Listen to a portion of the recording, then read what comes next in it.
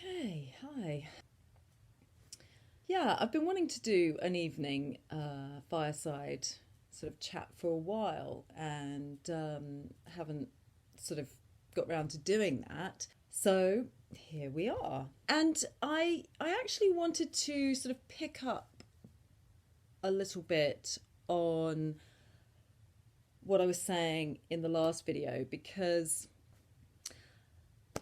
I'm aware that I kind of come on here just with a sort of an idea of what I want to talk about and, sort of no set plan or agenda. And so sometimes not everything I want to say kind of comes out, or I miss things out and I think, I need to kind of elaborate. Okay. So I wanted to elaborate on a couple of different things because we were talking about essentially, well, what it means to be a naked guru. But in that process, we were talking quite a lot about projection and the nature of projection, okay?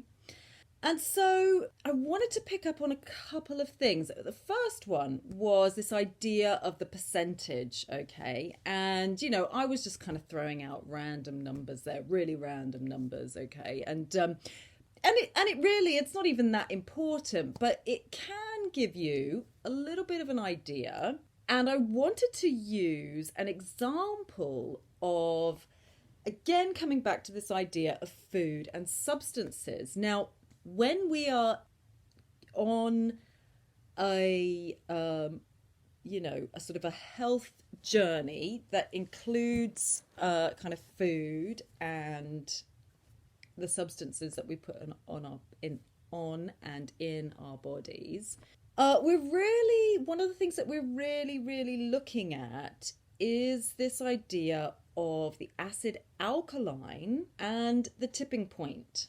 Okay, now the tipping point is 80% to 20%. Okay, any more than that, and you start to slide, whoosh, like this. Okay, and I had okay, let me just explain. So the idea is that 80% of your diet is alkaline and 20% is acid. Okay. And I went out to dinner many years ago with a friend, and I kind of noticed that, he was always pretty big on that kind of thing, or certainly in it, the essence of it. And so I kind of noticed how, you can do this both with your food and with your drinks, So he had like glass of water, glass of wine, then after dinner had, a shot of whiskey or something and a coffee. Okay, so I was like, okay, hang on, what's going on here, And he was like, oh, well, you got to have your 20%. And I was like, yeah, but, you've got 4 drinks there. 3 of them are pure acid and only 1 is water. Okay, so what's really happening there is you've got 75% acid and 25% alkaline going on there. Okay. And, so we can see our own behaviors and triggers in a similar way. We're looking for about 20% acid in our experience. Okay. That would be quite a comfortable amount to sort of live with. And we can get clear on that. Well, let's not include nighttime because you're sleeping. So looking at the amount of hours that you are awake, how many of those hours and how often are you in conflict? Either with someone else, but even just with yourself. And, that's all I'm going to say on that, right? Because, that's for you to think about, for you to work out. And, there's really, I was just touching on that. So I'm not going to go really massively down that road. However, what I did want to sort of elaborate on was quite often when we talk about this idea of karma, okay, and that everything that you experience is your bondage, basically, quite often you'll find, or I find, people will say to me, what about the people in Africa? Or what about, the people who really are born into or have found themselves later in life in a situation whereby there is a lot of violence and violent communication, okay? And it's a difficult one because what I've really, really come to learn, okay, over the last, half a century that I've been alive, is that nature is, I was going to say cruel, but and it is cruel in a way. It's dog eat dog, except that's not really the correct expression there.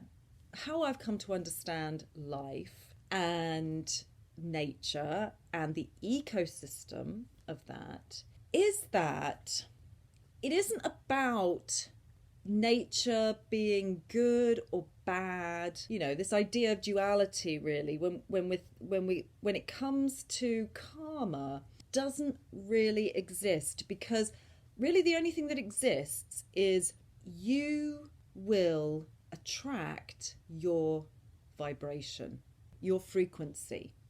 So we can kind of look at it like this.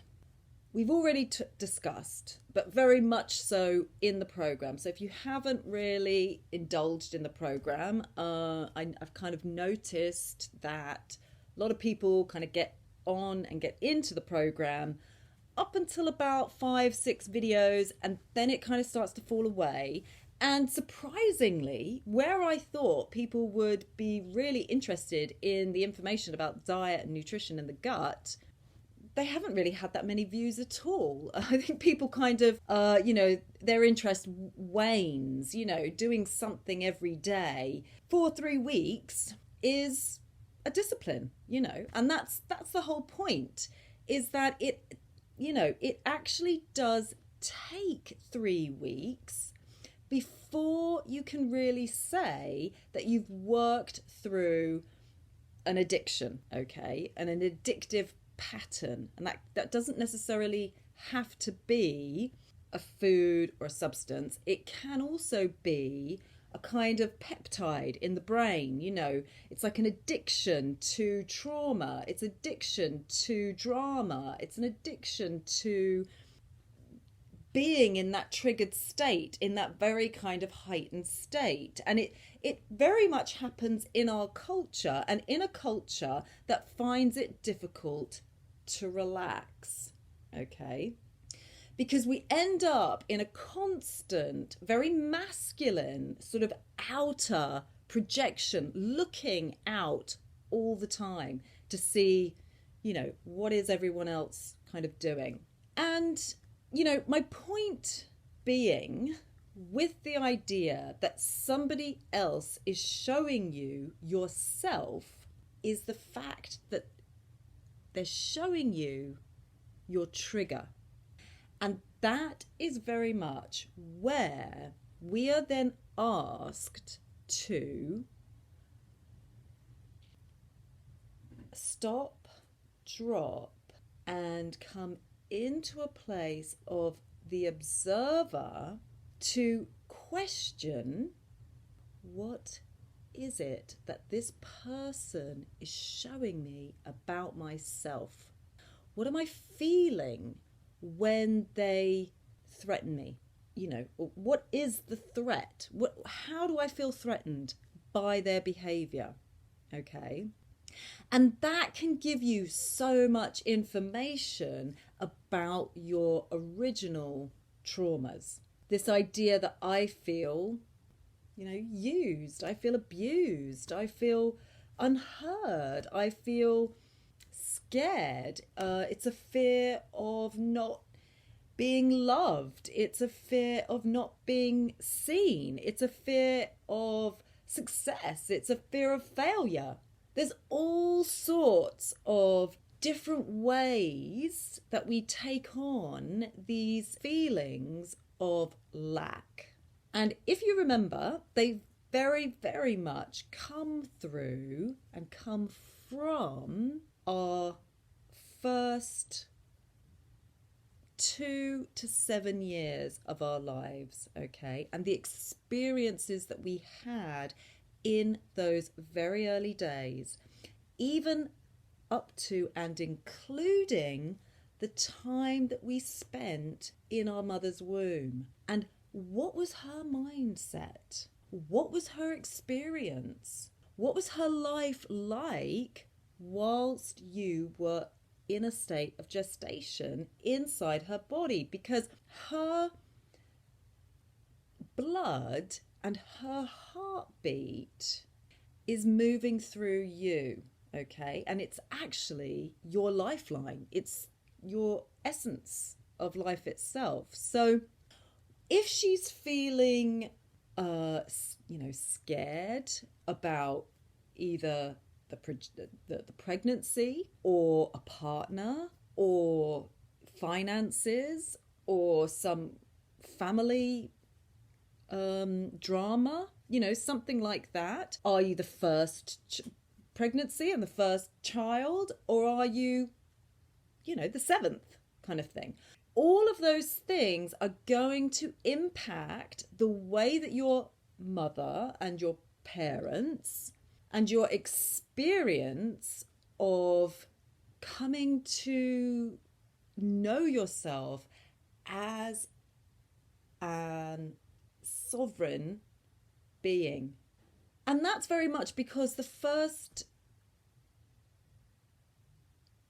7 months of our lives, we actually still very much feel as if we are just one and the same with our mother, okay? We haven't quite experienced even the separation of knowing that we are sovereign and that we are an autonomous being, okay? So whatever your mother is going through is very, very much going to assert itself in your psyche to some degree. And quite often it's more in the things that aren't said than the things that are said and that are spoken. It's the secrets, it's the lies, it's the feelings, the atmosphere in the room. Those are the things that young children and babies that are just essentially like sponges will experience and will attract, okay? So, I don't want to lessen this idea that, and that it's just a 5-star experience that we're going through, in this idea, this nature of projection, okay? It is quite a deep and painful experience for many people, and they don't actually understand. The nature of projection is not an exact reflection, okay? One person might be freaking out and screaming and shouting and throwing things and throwing punches and kicking and screaming and whatever. The other person may have retreated right into the corner of the room and be cowering, for their life. So it's not an exact reflection, and that's not what I'm saying. But it's a reflection in that it's showing you yourself. So when you are feeling completely threatened and powerless and worthless, that's what it's showing you. And because you feel like that, and to a certain extent, it's really through no fault of your own. This isn't about fault. This isn't about blame. This is about going beyond blame, okay? When we point the finger, there's always 3 pointing back. But it's not even about blaming yourself. It's about taking responsibility for your experience. It's about coming into your mature, balanced, masculine and feminine so that you can, with respect and understanding, really be willing to look at those parts of ourselves that we've pushed away, that we've hidden, that we've distracted from, so that we can just kind of cope in the world. Okay? So let's leave it there. It's a complicated science, really. Body psychology, okay? And it goes deep, and I want to be careful not to lessen it in any way, shape or form. Like I said, nature isn't cruel exactly, but it's just real, and it will just reflect whatever is there to be seen, to be felt. What really helped me on my health journey, and I am going to go into a little bit more about my own complicated health stress picture, probably in the next video. But what helped me was through, particularly in on my vegan journey, was to understand that life is an ecosystem that lives off itself, okay? So something always has to die in order for something else to live. I'll leave you with that.